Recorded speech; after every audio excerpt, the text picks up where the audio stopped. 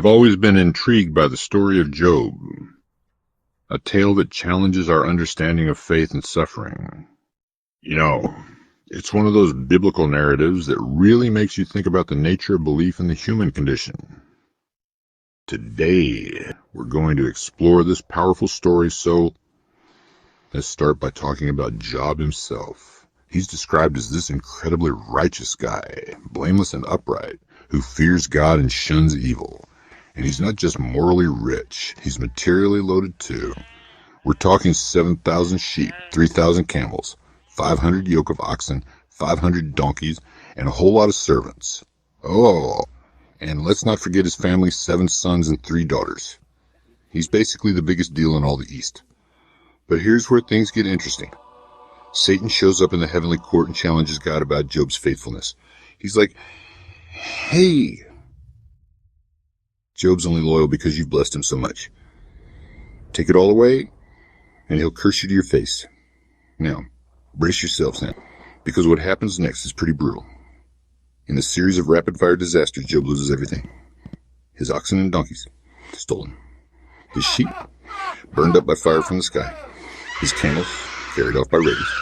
And in the cruelest blow of all of his children are killed when a house collapses on them.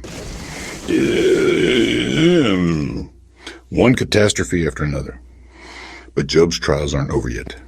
Satan goes back to God and says, okay, he didn't crack when you took his stuff and his kids, but touch his health, and he'll definitely curse you. So God allows Satan to afflict Job with painful sores from the soles of his feet to the crown of his head.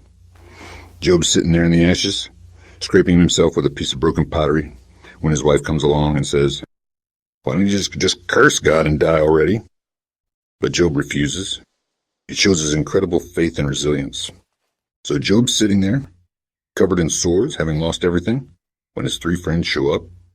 They sit with him in silence for 7 days, which is actually pretty cool of them.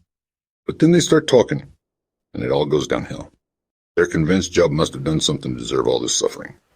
But Job maintains his innocence and keeps questioning why God would allow this to happen to him. Finally, God himself shows up in a whirlwind. He doesn't really answer Job's questions directly, but he reminds Job of the vastness and complexity of creation. Job realizes he can't fully comprehend God's ways, and he repents for questioning God. And here's the kicker. God restores Job's fortunes, giving him twice as much as he had before. He gets new children, lives to a ripe old age. It's a powerful ending to a story that grapples with some of the deepest questions of faith and human suffering. The story of Job is more than just a tale of suffering and restoration. It's a profound exploration of faith, the nature of God, and the human struggle to understand why bad things happen to good people. Job's journey offers valuable insights into resilience, integrity, and the complexity of life. As we wrap up, I encourage you to reflect on how Job's story might relate to your own experiences and beliefs.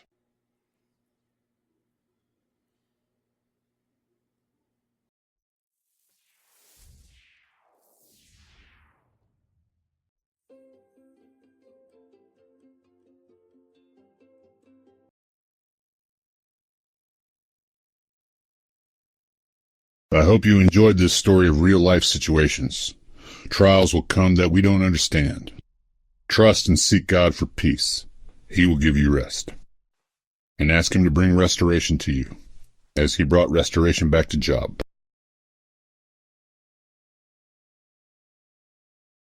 Please hit subscribe, the thumbs up, and the notification bell so you'll get more awesome stories coming to you.